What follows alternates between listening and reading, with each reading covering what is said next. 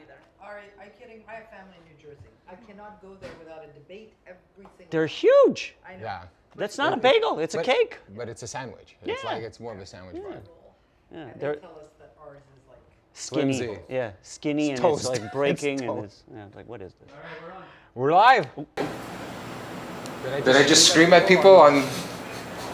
There we go. There we go. We're live. Chris, we're good? Yes. Awesome. Thank you, everybody, for being here. Like I said earlier, I don't want to say it again. It's awesome having everyone here, as well as anyone that's watching live. Welcome to the Dead Man Walking podcast. This is our first episode that we are live streaming. It's our first episode that we are doing with people in a small audience here, an intimate audience, which is awesome. And yeah, man, it's a lot of pressure. It's our 50th episode, so we want to do something. So we wanted to do something that was a bit different. And then it just happened to work out so well with the comedy on the Wellfest that they have been crushing it. It's their first year. Yep. And they have been crushing it all week long. So Dale, Jocelyn, you guys, thank you so much for reaching out and making me part of this. And Nir, man. I'm shocked you took me as your 50th of this special occasion, but thank you. Wow. Well, Now I need to be like on my game. Let me just sit up straight here. Yeah, I farted. I just farted. So man, dude, I just want to start off by saying again, thank you for being here. Thank you for having me. You've been super busy, man. Like, Yes, this week. All week you're just doing shows. So for you to come here, and then again, everybody here Saturday morning, 11 a.m., people watching online, thank you again for taking the time. If you like the show, subscribe, follow on Instagram. Really appreciate this is how you could support the show if you like what you're watching. So, Nir, just a bit of an intro so people Yes. can understand. You are an actor. Yes. A comedian, sketch artist, producer. You are crushing it on social media. Thank you. Over, I think it's what, 60,000 followers just on IG, about 200,000 followers on social media, just in general. Yeah, surprisingly, people follow me. Yeah, like, dude, I'm how so do you, surprised. how do you feel, first to start off, how do you feel that there's that many people that actually follow you and want you to be like entertaining them? Overwhelmed. Oh, like yeah? I never. The whole purpose of why I started online, like I've been acting since I was 12, but Yeah. to go online was, I'll backtrack like almost 10 years now. I was auditioning very seldomly in Montreal back then, and I was like, how do I get visibility? I want people to see what I can do.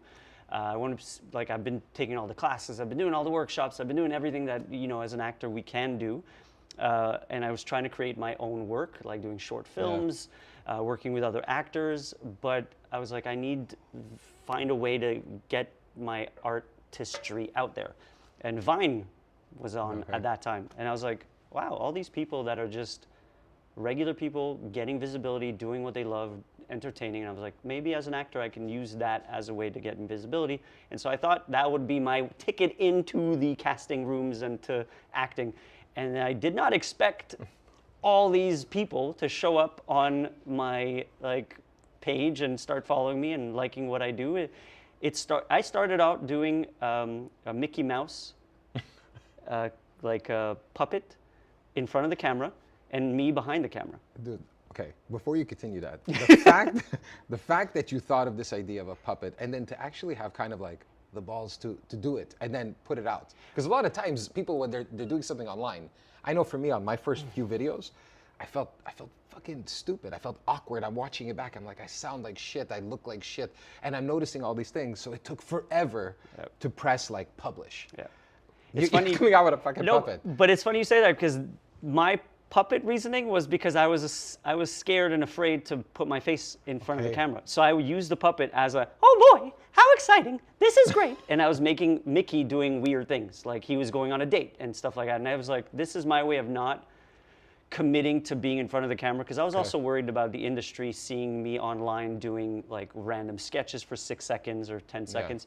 So I kind of started off with that and the fear of what are people going to think doing online. Well, because you were doing a bunch of stuff. You were on NBC. You did Parts and Transplant. You've done Nickelodeon. You've done commercials. Like I checked it out. I was like, holy shit! You've been on TV and you've been doing a lot of stuff. So I could understand why that fear of maybe is this going to make me lose the business that I'm, or kind of like the gigs? Yeah. Well, Okay. all those gigs were in the last 6 years. So when I was starting out, my fear was that was going to block me from getting into the industry, because Okay. it was like the stigma of like the entertainment world kind of has those phases, right? It started off as people in theater were considered actors, and people on TV and film were like, they're not real actors. And then you had like movies became the big thing, and then movies like stars looked down at TV stars, and then TV stars were the big thing because of all the streaming services. And now it's all about TV and film, and theaters now become the big three.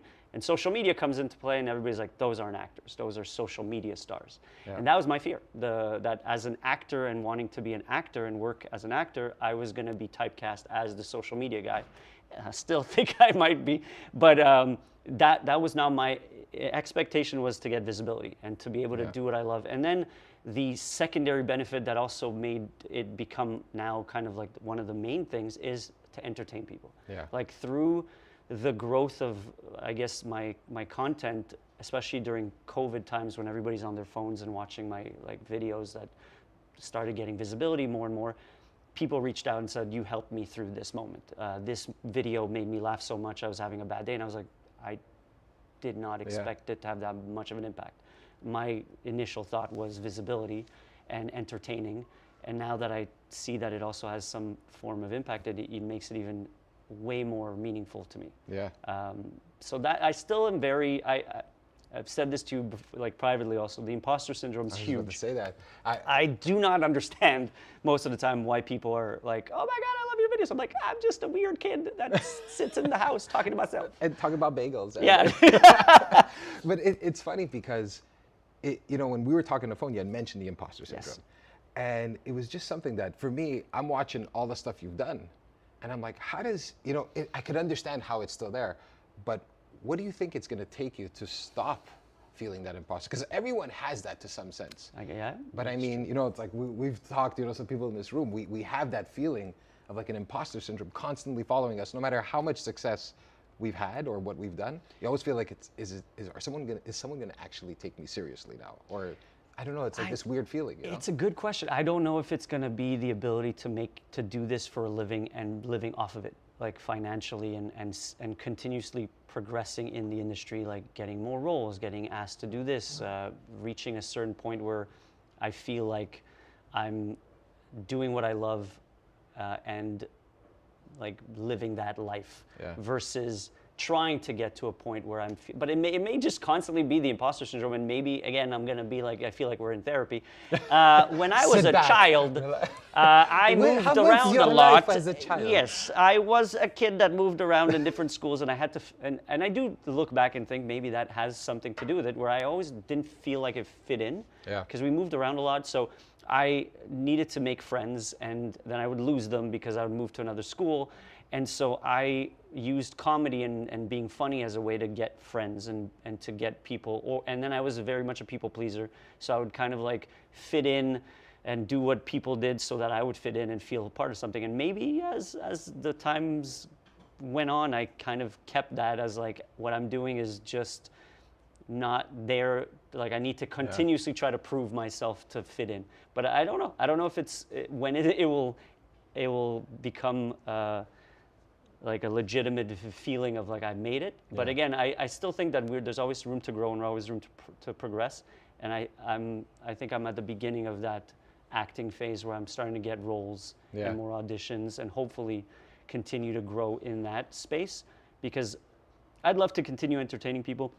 Being on stage yesterday and this week, unbelievable. Like I pinch myself and I come home and I'm like, I can't believe we just did that, but I don't realize how much work it is. Oh man, putting on a show in general, like if I think back of my band days and you think of prepping and practicing songs, getting tickets and getting people to come, and finally when that night comes, it's like, oh my God, there's this sense of relief, there's stress, but it's like, and then you look back and you're like, holy shit, we did this. Yeah. I can't believe this. We don't take enough time to, like, I 100% don't take enough time to even pat myself on the back after a show or after anything I do, it's just a sense of like, okay, what's next? And like I want to get to the next thing. I want to feel like I'm moving forward.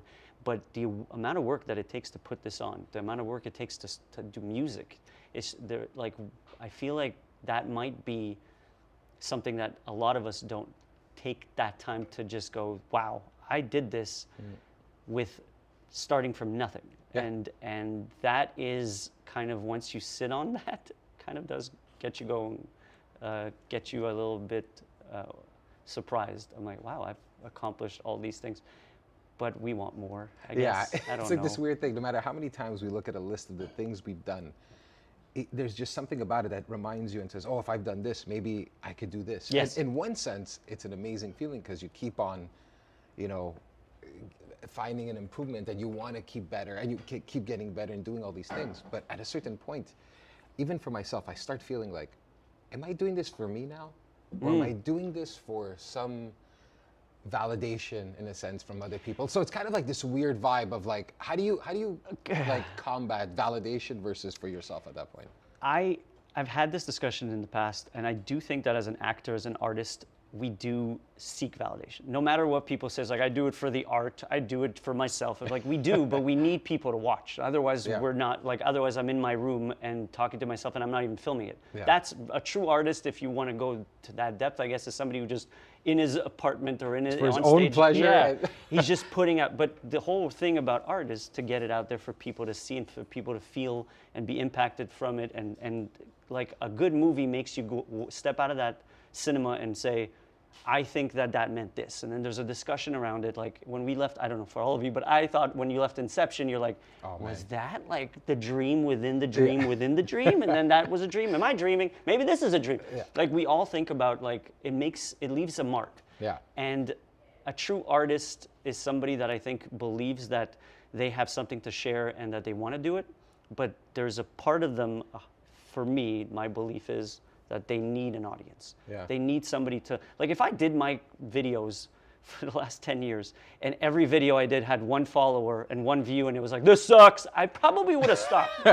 Like, or you're absolutely insane. And you're just like, at a certain point, you just don't give it, you're a bit delusional because there's always someone hitting at you. And it's hard when someone keeps knocking you down to keep going. Ooh, funny to segue into the negative thing. In the beginning, I had 5, 6, 7 views and a few people going, this is funny. And then one person's like, what is this? Who is this guy? What's this ridiculous thing? And now that I have a little more like followers and a little more views, the comments are, in the majority of them are positive, which I'm so blessed and thankful for. But there are every so often, and there are even in every video, some negative comments. And our brain sucks. I fixate on that one comment. I'm like, let me, and then I hold myself back and I'll take a breath. I'm like, I used to respond right away to those negatives and I didn't respond to the positives. I was like, what am I doing? Like, those are the people that deserve my attention. The other ones, everybody's gonna get hate. Everybody's gonna get. When did that shift? Like what yesterday. made that shift? Actually, after right yesterday's show. On the comments, we're saying, fuck off. Yeah, exactly. You know? Who is this guy? But basically, that it happened, I think, I'd say maybe 3 years ago, around COVID times when there was so much content, so many people, and some of my videos did get more views. The amount of comments were very positive, but there were some that were harsh and that were negative. And then it's like I realized that I was getting more stressed by these negative comments when, in fact, there's like 90% people were like, thank you for doing this. This was funny. This is great. And so I still, but again, I think we're all human and we have that, like if you walk down the street and everybody's like, I love you. And then one guy goes, you suck. You're gonna be like, like you're gonna get a little more emotional about it. Definitely. And so I still see it, I react, but I take a breath and then try to tell myself and calm myself down and be like, it's okay.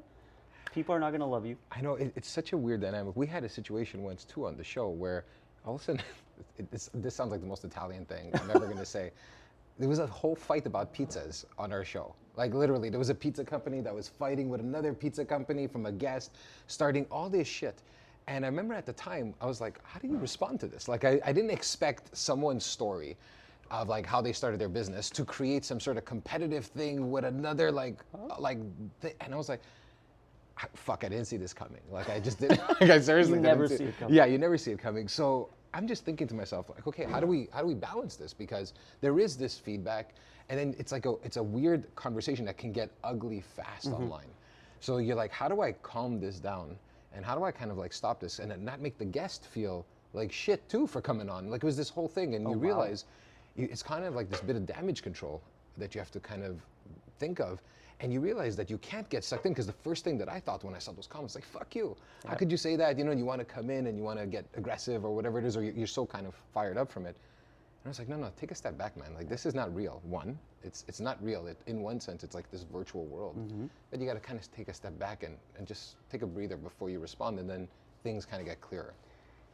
It's I think the world of social media, and we had this conversation just before the show started, it's a different way of, like, because you're behind a screen, you're able to feel invincible and say whatever you want, and the arguments just start, and they just get exaggerated, and they blow up into all out war in a sense online. For no reason. Like I make comedy videos. Like the reason behind a video is to make the topic light, and to shine a light on this ridiculous observation. And online, again, the majority of people understand that it's comedy, so they go and they act accordingly. But you have people that take it literally, and they then will attack either the content or the person, and then somebody responds to them, and then it just escalates. And then on one side, I'm like, keep doing it, because it gets me engagement. I was about keep to say going. that. You're like, go crazy. But initially, I didn't even think about that. Initially, I was just like, "What? Calm down. It's a joke. I just made a joke." Like I make sometimes videos on the weird signs in Montreal, like the detours and the confusing construction signs. And so I was walking in the Old Port, and I saw these weird signs put together, and I took a picture and I made a commentary on it. And most people, again, haha, this is funny, I've seen this before. And then you have other people, well, you idiot, it just says go left, go right, then go straight, it's not that big of, I'm like, I get that. It's a joke. Like, if you watch the content below, it's all comedy. It's not like I'm making a newsworthy political statement. But it escalates, and then you get people fighting each other. And I sometimes, whenever a video for me goes a little like more engagement, I back off. Because if I start engaging with comments back and forth, I just find like I get frustrated, they get frustrated, and there's never a solution. The online world is hard to debate because nobody wants to, like, because they're behind a screen and there's no tone to it, right? You don't know what the sound is like. Like, was this a joke comment? Then someone takes it the wrong way. Also, people are in a bad mood, maybe good mood. Very, very different dynamic behind the screen. And it's quick, right? Like when you're face to face and I see your face and I see your reaction, and if I say something that offends you or ticks you off, I can see the change, like the face change or the tone. So you kind of like, I'm sorry, I didn't mean that, or at least you can find neutral ground, compassion, or something. And online you can't find. And there's also the element of saying something to someone's face versus a screen is, you know, on a keyboard is very different. But you had mentioned something that, you know, when you started off, and there was like this thing that was starting to attract people. How were you kind of feeling about that? And did you kind of, because I've heard some people tell me this, that once it starts growing, they became obsessed. It was like all day, all night, waiting for those likes to come in, every post. So you had some posts that would perform super well, and it would give you this amazing feeling. And then all of a sudden you thought there was this other post that was gonna do super well, and nothing is happening. Like when you were doing that and building, because I know a lot of people are trying to build up on a social platform. That's a part of their business, that's a part of how they're trying to create their brand. How are you trying to control those emotions as, you know, the progress is happening? So much to digest in that question because there's so many parts. So initially, I was not a social media person. I hated social media. I was an actor that just wanted to act, and social media started, and I was like, oh, who takes pictures of their food? Why are people always on their phone? What is this? So I had no Instagram, I had no YouTube, I had nothing. And then, like I said, Vine started, and I was like, okay, I need visibility. Maybe this is gonna get me views and ability to work as an actor. And so I started posting, and then yes, I got obsessed. So you get the like dopamine. Look at that! Not at all. Anyways, so you get the you went into character. Yeah, no, you just broke into whatever. Whatever. He's like, hold back! I don't want to fucking break into a character right now. The actor. So you get the and scene.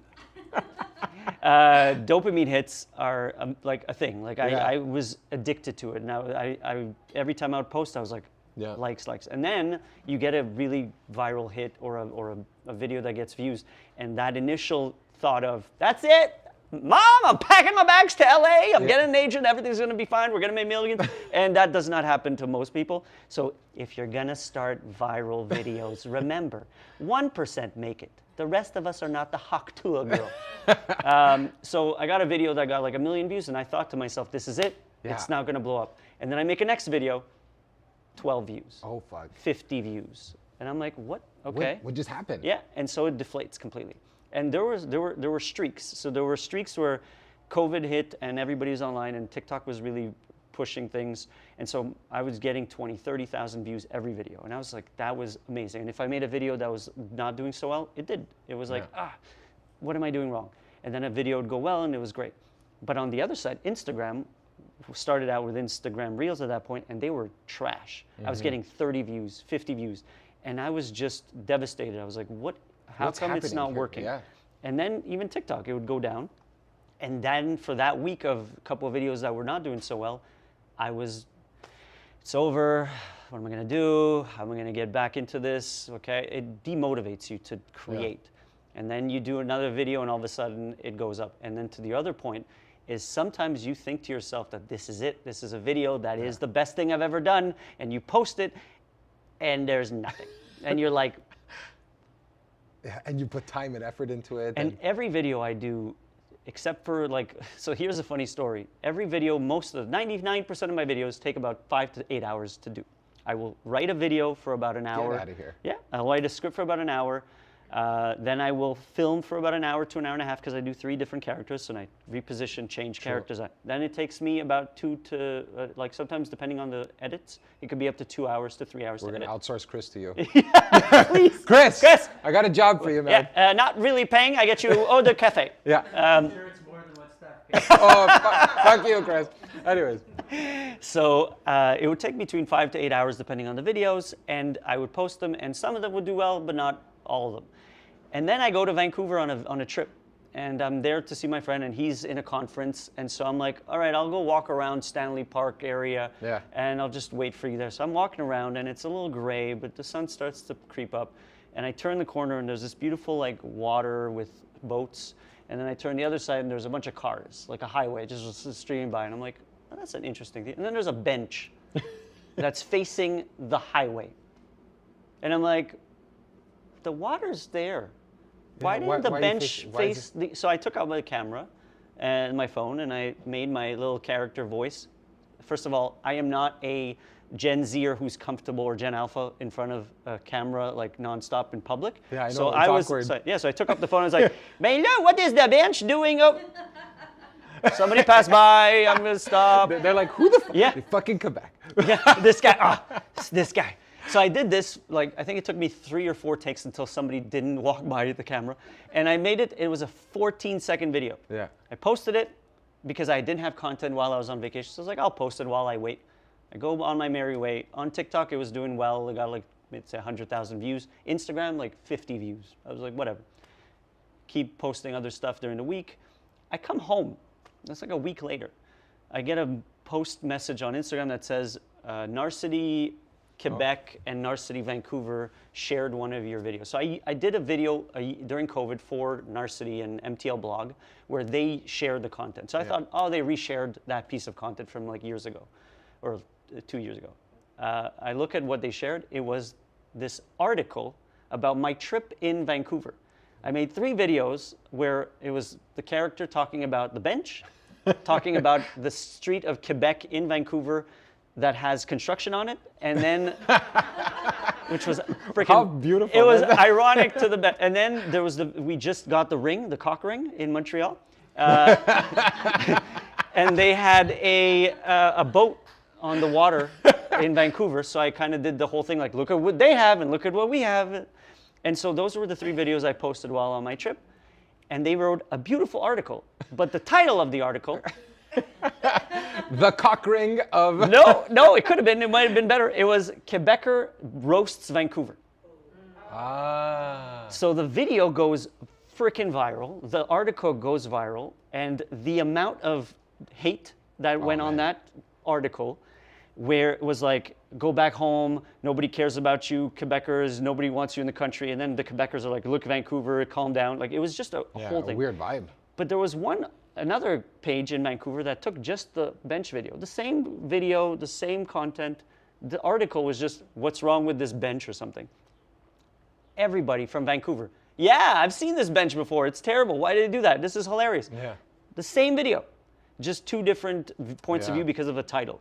But that went mega viral, and it got me to like 30,000 new followers within like a week. And that was me going, hey, I made it. I made it. Here we go. Again, so you wake up now Yeah. and you look at your phone, and you went from what, 1,000 followers, let's say? I was at 1,500 followers. I was at 20 at the end of that week. And I was like super excited, but also kind of nervous that people are going to come at me. Yeah. Never going to Vancouver. They're not letting me in the country, in the state, in the province. What am I losing my mind? Country, state, all of it. So all of these emotions came in, Yeah. but I was also like, oh my God, this is amazing. At the same time, I was still working 9 to 5 from home, and I was also auditioning. And I had an audition for a Christmas movie that week. Okay. And I was hoping, because I was like manifesting Christmas movie. I want to do a Christmas movie. And I'm at work in a meeting, and all of a sudden my agent calls. And I'm like, I'm going to be right back. I got to go to the bathroom. Turn off, mute, take my phone, and I'm like, hi. She's like, so we got a call. Oh, no. Somebody from Vancouver saw your bench video? I was like, yeah. They want to interview you on Radio-Canada in Vancouver, in French. I was like, what? Where's this going? They're like, can you do an interview tomorrow morning? I'm like, sure. So that happened through that video, and I didn't get the Christmas movie. But I get on the radio in Vancouver in French, which was confusing to me. And it was great. It was an interview about the bench video, and she was like, the host was like, yeah, I saw that bench. It's hilarious. It's so awkward. What made you think of it? It was 14 seconds of me waiting for my friend, literally just bored. Well, think about it. Like, you were talking about this 8-hour process to this one video, and this 14-second video literally transformed almost your whole presence online. It started something on, especially from that moment on. And then COVID videos also did a few things that went a little viral. But it's that frustration and also the awe of the internet, where I made a video once where I rewrote a song, got music done, did a bunch of scenes, edited the entire thing, added special effects that I learned to do that week through the apps, posted it, thought, I got it. This is it. This is it. This is This like is your the entire Tarantino, me. Scorsese moment. Yeah. You're going to now hire me for everything because I'm so talented. 12 views. And I'm like, where's that bench? yeah. I'm like, hey, Carl, look at this cup. It is so weird. It's got a handle on this side. Who take like 20,000 views. Yeah. It's crazy. It's insane to me how, and that's the beauty of the internet and social media. It makes you, and that's also the negative side of it. Because as an artist or an actor or somebody who wants visibility, a business owner, the opportunity and the barriers of entry are huge, are low, or minimal. You can post a video about you stepping on gum, making a weird sound, or like, I remember during COVID, there was this girl that was filming herself and she bumped her leg onto the corner of her bed and went, ah! And then from there, a meme was born. Yeah, beautiful one. That was beautiful. You remember that, right? Every song, everyone. It was like, I think the Ja Rule, ah! So, and for anybody who's not aware of it, that just sounded weird. It's like, ah! But the ability to go viral is what I think drives more and more people onto the web and social media. But what it does to the artists is creates way more competition. Yeah. So your hard work is then minimized by a 5-second video from somebody burping with a weird sound. Yeah. And you're just like, why am I doing this? And that's a process that happens every day. I was just about to ask you, what do you tell yourself when that question comes out? Why am I doing this? Yep. Because it's a full-time job, dude. You're spending 8 hours on one video in a sense, right? And then sometimes it's a short one, sometimes it's a long one. But how do you keep yourself motivated when you see that? It's hard. I started this while I had a 9-to-5 job, so I was doing this 6 to midnight every day. I would Yeah. write, film, edit, go process every day for almost 10 years, and up until last year when I got laid off. Yeah, you laid me off, people. I remember you. I remember you. But yeah, so it is demotivating when you feel like you're getting there and Yeah. then you start back from zero, or when you see people around you that have no aspirations to be an actor or an artist and are just posting something, and then all of a sudden they end up getting all the visibility and the opportunities that you had aspired to get. Yeah. It's hard. It's one of the reasons I started a motivational series where this was like, I'd say 4 years ago. I did it for about 5 years, where I interviewed other artists, actors, writers, Yeah, you mentioned this to me. painters, everybody in the, that I could find, to ask them about what motivates you, what inspires you. And it was very cathartic because it helped me hear that we're all going through it. Yeah. Like I'm not the only one that's just beating myself up after every video. But that's the artist's life, I think. I think even as an actor who's made it to a certain degree, if you get a big role in a movie, then for 2 years you're not cast in anything. Yeah, nothing. You have to. It's hard because you have to have a very tough skin, but also you have to be self-motivated to push yourself, because you don't always have people around you going, "You're funny, you're hilarious, you're amazing, you're talented." Social media helps sometimes. Like when you post a video and you have a bunch of people telling you, "I love what you do, keeps doing it," gives you a little bit of that inspiration and that fire. That instant gratification. You Yeah. just need something. You know. And like this, an audience, like doing theater, I've done theater where it was amazing, where the moment you are on stage and everybody claps, like yesterday in Comedy on the Well, when we did our show, we stepped on stage and people already were clapping. And that's such an amazing feeling that makes you want to do it. But I've also been on the other side on stage where I did a play where my first line was a joke, crickets. Oh man, how does that feel? And horrible. And then at the end of the show, it was reviewed, and I was visibly like distraught from the show. Like I wasn't on, and they didn't recognize it. And the critic was like, "The weakest link of this play was near." I was like, "Shit!" And it hit me. I went back to acting class like during that month, and my teacher was like, "Something is off. You look like you're starting from scratch." It's a debilitating kind of form of like criticism that gets, especially as an artist, you just want to do well and you want to keep performing, but when you're not feeling it and you're demotivated and you're worried about what other people are thinking constantly because you're not feeling great, it's hard. It's hard to wake up and be like, "All right, I'm doing it for no money, no views, and me thinking I'm funny." Well, and then you had said something too. There's almost like this moment of when the job hit and and they laid you off. And then at that moment too, you're doing all this work and you don't know if it's going to pan out and all this stuff. What were you thinking in that moment where you at that crossroads? Because I'm sure a lot of people, like I know I've had, in my moments when I remember one company had closed shop and okay, what do I do? On my end, as I get older, I'm getting older. Do I just fuck this idea and start something else and just kind of go down, the same rat race like everybody else? But I know that on my end, I have certain feelings in those moments. How are you dealing with that when you have all this hitting you at the same time? It's a shit show inside. I have ADHD. No, the reality was when I got laid off, I was earning half of what I was earning from my 9 to 5 through brand deals and acting. Okay. And that was like a really good year. And I was doing it 50% of my time. So I was in my head going, this is it. This is a good opportunity. I was laid off and I was like, I wanted to leave because I wanted to pursue this opportunity in this career. And I was hoping that I could do it for a living. And then I get laid off and I'm thinking, okay, so if half the time I'm working on my content and my acting and I get half the pay of that, if I do it full time, maybe I can match. Surprise, the economy tanked. Actors went on strike. It's true. And brand deals were few and far between because AI kicked in. And so everything hit at the same time, and my ability to earn drastically dropped that year. And so luckily I had some savings, I had severance package, I had some EI, and I survived the year. But this year is also really hard. And it's every day that I think maybe it's time to go back to a 9 to 5. And I don't want to, but you have no choice sometimes. And you hope that maybe something's gonna come your way maybe some director, some casting, somebody online sees what you can do and gives you an opportunity, and or what can I do? So I went also on TikTok and looked at what are side hustles. Yeah.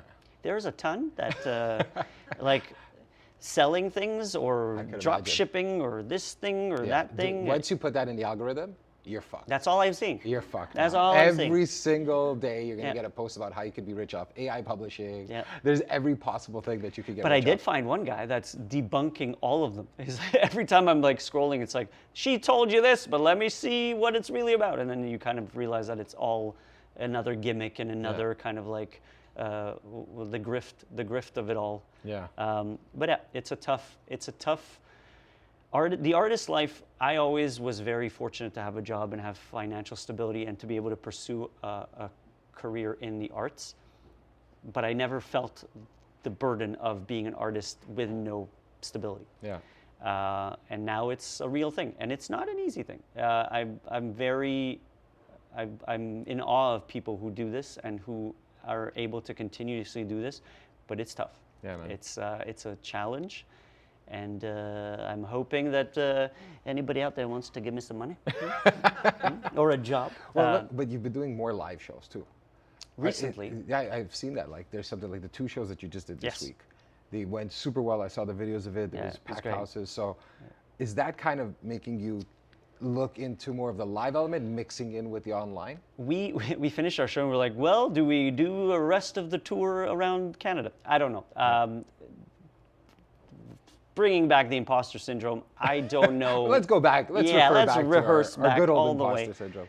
I don't know if like doing live shows regularly around the country would sell enough tickets for people. And that's one of the reasons why I always hesitate to say yes to live shows on a regular basis. Yeah. Because what we do is we're not stand-up comics that go up. We have stand-ups in our show that are phenomenal. Like, they are amazing. I'm going to name them, name drop. John Cotracois, Akeem Hoyt Charles, and Erica Suarez. Phenomenal. Can't remember. Yeah, Thank I'm you. trying to remember You names. I'm look at your terrible arm. with names. Erica Suarez. Terrible with names. My name is Nir. It is tough to do a live sketch comedy show, and we used we had a platform of people that follow us, me and Michelle Furtado, who's a phenomenal artist as well. I would say, how did that start with Michelle? Online. So she made a video that went viral with her as a French, like Canadian character, talking in English, and she was it was like a border patrol thing, and her mom followed me, and her mom shared her daughter's video. Moms. Yeah, and she was like, you guys should collaborate. So I reached out to her, and then we started chatting, and then we said, let's meet up and write a sketch together. And we did, and then it just like, we have a really good chemistry when it comes to comedy. We have the same type of comedy. She's really easy to work with, really great, really a good, genuine person. And that's what just, it worked. And so we started doing videos, like sketch comedy videos online, and I think it was 2 years ago or a year and a half ago, I constantly want to raise money for the children's hospital. saw that, yeah. It was one of my thoughts of like, how do I make something to help raise money for the Montreal Children's Hospital? So before I would sell calendars with like quotes and my character pictures, and then I was like, oh, I'll sell like a music parody album. And so I thought, what can I do? I did that. That was during COVID. I was like, There's so much time. Let me have some fun with this shit. It was fun. And so I did that. And then I thought, what can I do? And I asked her if she wanted to do a live sketch show with us to raise money. So we self-produced an entire show with stand-up comics and even musical guests. We had Jess Abrin and Stephen Voice and Claudia Lenti, who did part of that as well. And we sold out the show in like 2.5 weeks. We raised $7,000. Wow. It was an incredible thing, but working with her was it was so fun and easy. We wrote sketches together and we produced the show. And then the following year, we were going to do it again, but then we were approached by ZooFest. And then we said, okay, let's do ZooFest. And so we rewrote some more sketches. We tweaked some things. But again, the concern was, are we going to sell this? Like, is anybody going to show up after already seeing our thing? And we did. We sold out that show. And then this year, we were going to do ZooFest again, but then JFL went bankrupt at that time, before they were bought out, I think. And then Oh, she's gone. I was like, It's "Eh." like- Jocelyn and then this chair Dale. called me. Yeah. And Comedy on the Well reached out, and Longueuil Comic Fest reached out, and they were like, do you guys want to do our show? And we thought, well, we're going to do Zoo Fest anyways, so we were going to write it new sketches. But then we found out that the shows were 2 days apart. And we're like, who's going to come 2 days apart? Like, we can get one venue, but we managed to, we sold out most of the shows, yeah. So it was just always overwhelming and always kind of a shock to me that people come out and support that much. I always found, it's funny you say that, because I remember even when we used to play shows and you'd be like, oh man, is anyone gonna show up? Yeah. And there's always that last minute, like you're looking at the ticket sales and you're like, oh my God, it's not looking good. Yeah. It's not looking good. And then people show up. And then you're like, what? You're playing this gig, and I remember we'd play, and then you see the crowd would get a bit bigger, or the interactions, and you can't believe that something you produce is like connecting. And if we tap into that, like, how are you feeling in that moment when you're finishing that show, let's say, or you're seeing the people walk in? Because I think a lot of times for the artists, we always think of all the fucking work that goes in it. Yep. And then we don't appreciate that moment on stage, which is what you're doing this for ultimately. And then obviously, your craft and all that stuff. But there's that moment of like instant connection.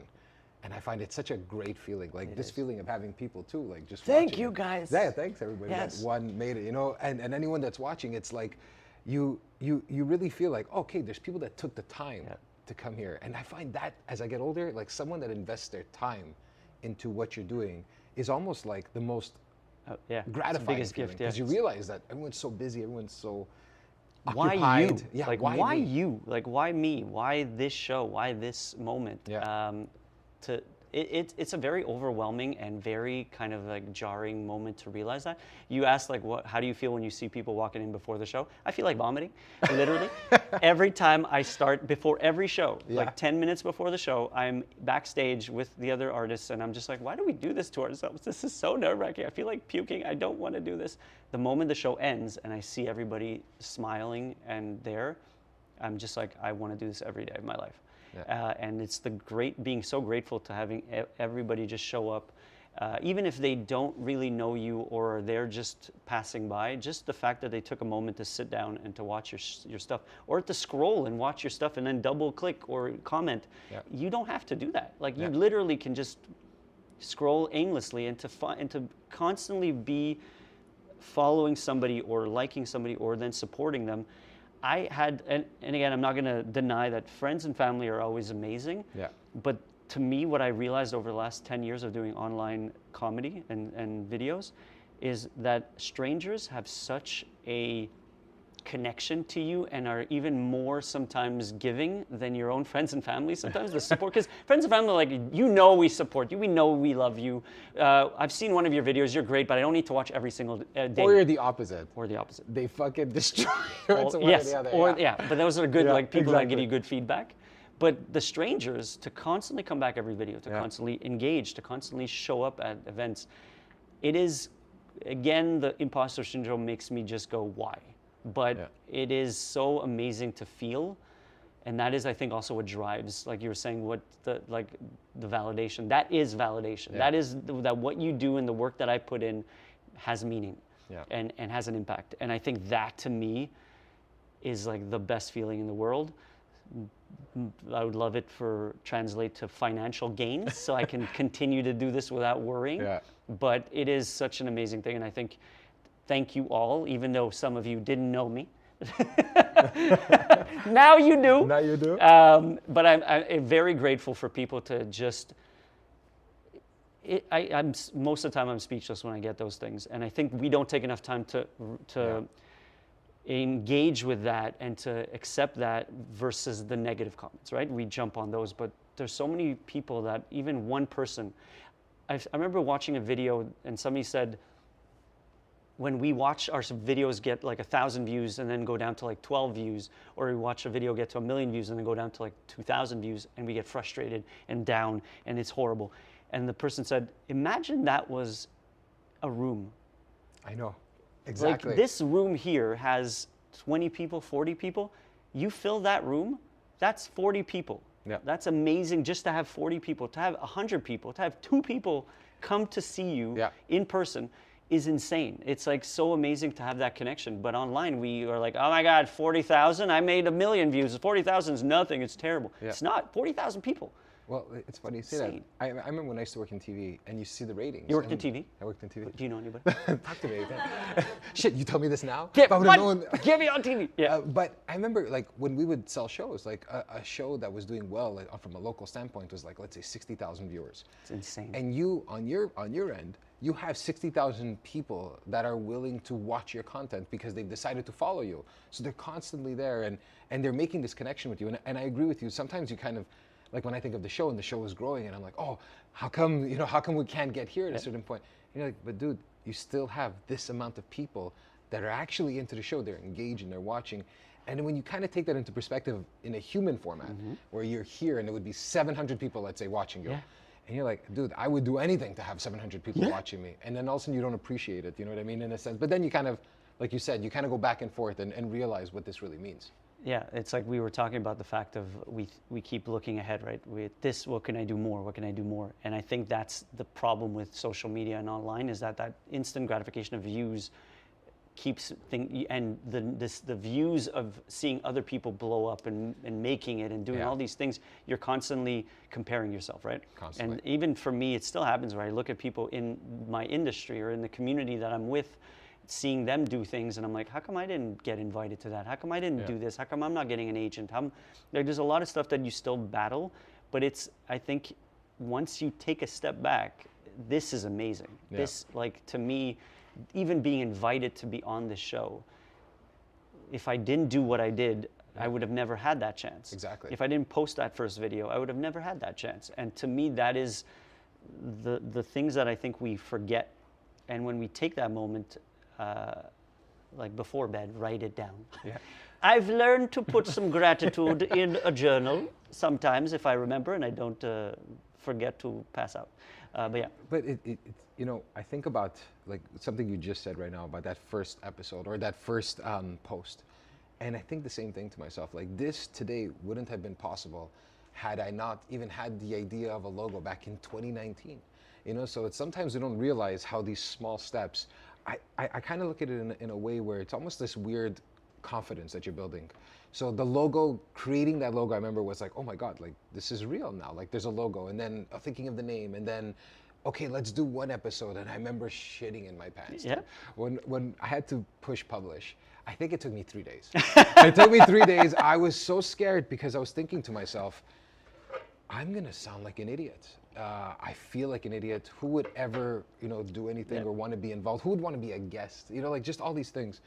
And then now when I look back now, I kind of try to go back sometimes and I look at that first post, I'm like, would you believe, that there would be a 50th episode today? Like if I would go back, would you believe that? You would be ecstatic to know that it's been growing at a certain pace and that you're still doing it. And that you're still doing it and you actually have fun doing it. Like Chris, as an example, he came on board, without asking. Like, and I felt. Oh, you just showed up? You just showed up at my house, like, dude, with a camera. I'm doing this for you right now. Get funny, And I remember when I think about it now, it's like, oh, it was one of my best friends, and then he decided to come on board, and then I realized one thing that you're mentioning, that it must have felt lonely at a certain time. Like I felt lonely working on this for only 7 episodes. And then all of a sudden Chris joined, or 6, 7 episodes, he joined in, and then it was like, oh, now we're like in this gang, and you're working together. Do you feel that sometimes? I went the other way. The other way you started off? You're like, I want to be alone now. Well, I want to fucking be alone. I think COVID had that impact though, but I did my first 7 years, let's say. I started doing videos by myself with the Mickey Mouse. And then I thought to myself, I think it's important that actors show what they can do, especially in Montreal. It's hard to get visibility. We don't get a lot of auditions. We don't get a lot of opportunities to show our range. Yeah. So I would write and invite other artists and other actors that I met through class and through like walking through life to do sketches. And I would write sketches that would highlight them. Okay. So I was like the secondary character. They were the main characters of every of these sketches. And I was like, I'm going to do relatable content, different stories every day, different characters with a twist. And so I thought it was hilarious and great. And it was getting like 200 views, You 300 love those views. ideas, and it's just so good. This is amazing. So good. This is I'm it. loving it. We're going to all get a series from this. We're going to get agents and casting would love us. But it just was like 200 views. And then my thought was also, I will build a community. A lot of these people are going to be, I'll get connections and friends. And I loved it. I enjoyed working with other actors. And it was so much fun. But it also continued to become this thing where at one point, one of my friends was like, you do know that you're just showcasing everybody else, but you're kind of like 2 lines, 1 line, but you're not really showing yourself. And I was like, okay, that's true. And I'm sometimes overly humble. And so I was like, I'll switch it.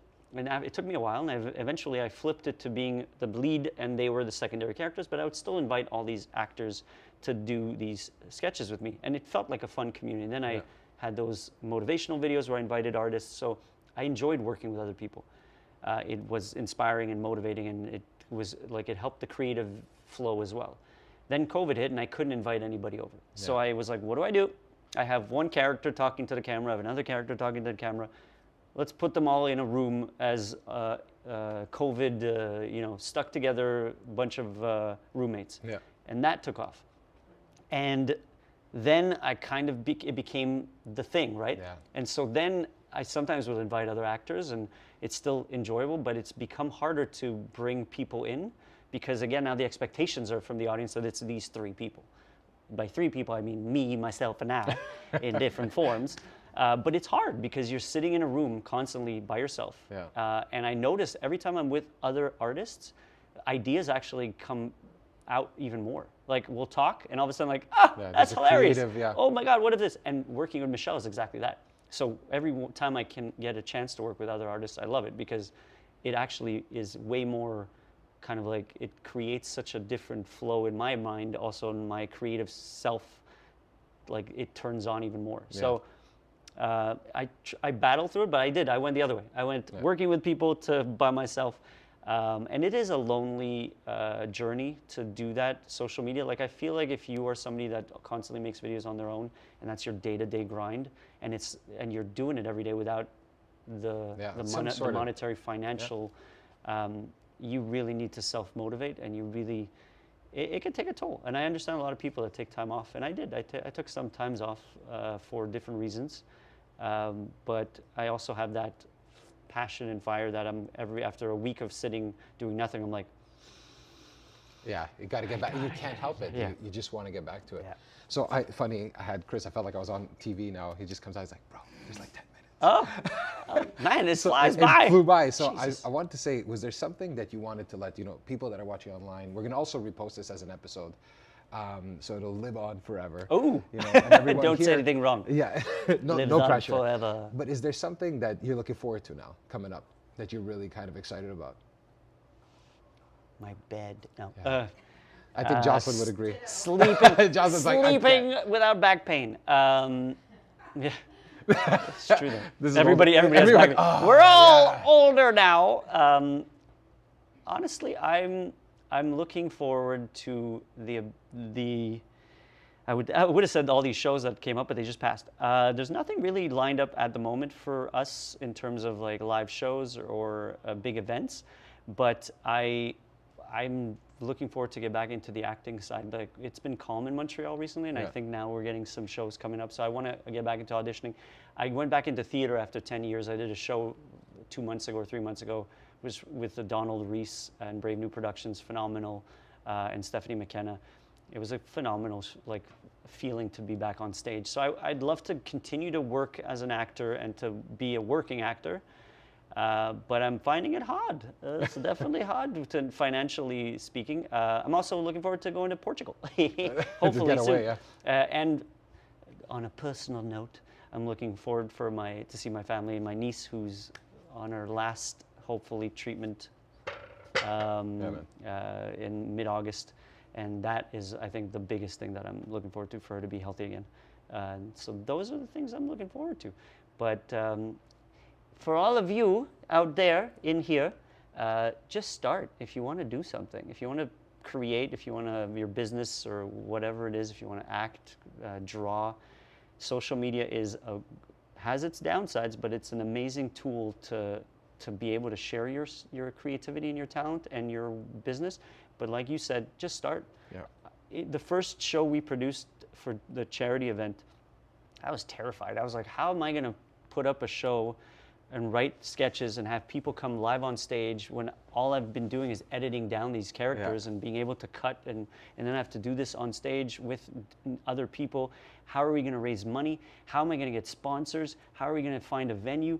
And I think Jocelyn is a perfect example of that. And Deo is to start some project like this in the amplitude that it is and to put it up and to get this to happen.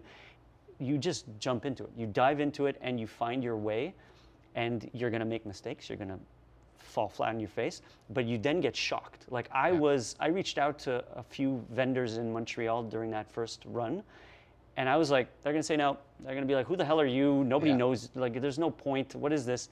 We had like so many sponsors donate money, donate their services, their time. I was so overwhelmed by that, and then it just makes you go, we can do more. This is possible. Yeah, it's possible. Well, it's funny you say that. I remember when I was talking to Jocelyn and Deo, I'm saying, yeah, we're gonna do a live, we're gonna like do all this stuff. And I literally walked out and said, I don't know how the fuck we're gonna do any of this. And then I called Chris and I'm like, dude, I made promises and you're gonna have to live up to it, man. I don't know how the hell we're gonna do this. Yeah. But, you know, let's figure it out. I'm sure there's a way that we can get this to stream well. You know, like just figure out. And You start. But I definitely gave Chris a ton of anxiety in the last 2 weeks. Well, we all share that anxiety. And that's a kind of, in one sense, it was a fun feeling to destroy him. Push the buttons. I got you. I will ruin your life, you know. So it was, but it also made me feel like once we did this and set up and everything, and people were here and wanted to come and all this stuff, it's like, dude, stop holding yourself back. There's so much more you could possibly do, and not in a, oh, you could be better. It's just like, you see, like sometimes you have to say what you want to do and not think too logically about it, because sometimes when you think too logically, you actually don't do anything because you completely just paralyze yourself. I think you got to give yourself grace, and I think the growth that you get from just trying something is the biggest growth. Like I put out the stupidest idea that I ever had. I got an audition for a dramatic role, and I thought I did a great job, and I get the feedback from, because it was an independent production, I get a feedback from the director saying, I felt like there was a little bit of comedy still coming out of you. I'm like, what? I can do drama. And I looked at my tape. I was like, no, there's no. I was an anesthesiologist. No, I was in that role. I know. But I think the fact that they kept seeing me online doing comedy, it's kind of seeped into their mind. So I was like, how do I change that perception? So I wrote a whole freaking web series, 8 episodes of me being a serious character with a comedic touch to it, but I was a serious character. Right? This is Gus. It was during the time of This Is Us, and I was like, oh, make This Is Gus. It's kind of cute. And then I was like, and there was a bit of weed involved. It was whatever. It was a little bit of everything. I was a little drunk that night. It was great. But I was working 9 to 5 at that time, and I had no editing knowledge of Premiere, like Premiere Pro. I was editing on iMovie and a little bit of Final Cut, but that was it. And back then, it wasn't as easy to edit. And so I was like, I'll make 8 episodes. We will start it on December 30th or 29th, whatever, and we'll do 1 episode a week. And I will edit it, and I will act in it, and I will write it. Now, you must have freaked out when you started working on it. It was insane. We were filming while the show was being aired. Like I posted episode 1, we were filming episode 4, and we kept having to do this. And I would edit it the week of, and I was nonstop. And I learned to edit on Premiere because of that. Yeah. And I learned what it meant to write a script, and I learned what it meant to work with like other artists and directors, and I learned what it meant to make a web series. And from that idea of just doing it and the reason that I had to do it is because I freaking posted December 25th, launch of This Is Gus, must watch. We got this. We got this live. I swear, it's really good. Don't worry, we know exactly what the fuck we're doing. I'm like, dude, no, I'm online. How to do this? Google is your best friend. But that's it. But the moment you launch it, it's now out there. And it is the best gift you can give yourself, but it also is the scariest thing. Yeah. But the growth that comes out of that, regardless if you fail, and again, we've been fortunate with our live shows, but that web series was a bust. It got 10 views every episode. It got nowhere, no visibility, Yeah. no real traction. I didn't get cast by that director going, I saw your This Is Gus, you were dramatically fantastic. Like, none of that. Yeah. It was like, I just learned from it to do other stuff. You became an editing pro pretty much at that A point. pro. But I learned to edit, and I can do editing a lot better because of that, and not speak English apparently. But I can learn to edit better, and it gives you again that tap on the shoulder to go. You can do more than what you think you can do. Yeah. It's scary. It still sucks when nothing happens from it. So when you post your first TikTok or Instagram reel or Facebook, whatever, and nobody watches it, just keep doing it. Like the next one might get 2 views and then 4 views and it's that progress, because I think we're stuck in that mindset that we're going to go viral every freaking post. And if you don't get that validation, you tend to beat yourself up and you call it quits. Yeah. That is what I think the biggest learning for me from all of this stuff is. I'm very grateful for the success that I've had with these videos, with all these shows, the opportunities that I've gotten from it.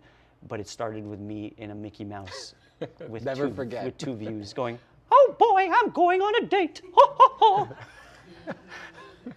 That's what it started with. That's how we have to end this part here. But look, Thanks for watching. thanks for watching. Gosh, also we start pulling some fucking goofy shit. Ho, ho. I'm gonna get taken down now. Copyright issues. But look, if anyone wants to follow, if anybody wants to contact you, what are kind of some of the best? Before we take questions, if there's 514 anyone, call me. This is my hotline. But if somebody wants to follow before we open up to some questions, I'm on all the socials: Instagram, TikTok, YouTube, Facebook. Near Guzinski, variation of it. There's like a underscore. There's a comedy at the end of one. Just Google Near Guzinski. You'll find my ridiculous face with a bench somewhere online. awesome. So I don't know, Chris, do we have anything online? Do we have any questions or any comments? No? Okay. Anybody here live? Does anybody have any questions or anything about how to start something if you're a little worried about social media or anything like that? You're like, shit, we're supposed to talk. I was If this there's years no question, old. That's okay too. That's fine. So look, on my end, I just want to say thank you so much, Nir, thank you for doing having this. The fact that you took time out of the day. I know you've been super busy this week, so big thank you for coming on, talking about the story of the ups and downs of we see sometimes the 60,000 or 200,000 followers across the platforms, but there's also a lot of stuff underneath that about the hard work that comes in with it, the amount of just kind of like bad moments too, where you're like, do I fucking keep doing this or not? But the great moments too that come along with it. So this is the part that I think people more and more when we're sharing stories is that there are always going to be some ups and downs, but that's just part of everything. When you're really passionate about it, or when you really want to do it, it's not always going to be the best moment all the time. So on my end, I just want to say again, thanks to Comedy on the Wellfest for having us, Jocelyn, Deo, the crew, everyone that was involved with the festival has just been absolutely phenomenal. The people that are here, thank you so much for coming. The people that have watched online, thank you for taking the time out of your day, and also to the people that help promote this too. Yeah. So Jess Abram, and I'm sending her all my love. Yes. She's going through a bit of a tough time right now, but her being on this show earlier actually is what started the meeting with Deo and Jocelyn, which we would have never happened. And so all these things happened. They came on the show. We got to know each other. They're amazing people. They're doing great things. And then also people like John LaFleur, a buddy of mine that he reposted, the yarn art guy. Yes, he's so anyone follow his work. It's absolutely he's amazing. He's done some amazing stuff. He reposted Snob Media, Johnny, Yes. everyone that shared it or talked to people about this. I just want to say thank you so much. This is an awesome ride. I love doing this show. I hope we could keep on doing this, and I'm going to keep on doing this. Keep doing it. And thank you. Thank you all for watching. Thank you all for being here. And Thank follow, you. subscribe, do the whole thing that everyone always asks everyone to do. Thank you. Thank you guys. Thank you, everybody. This was awesome. You're great. I That's enjoyed it.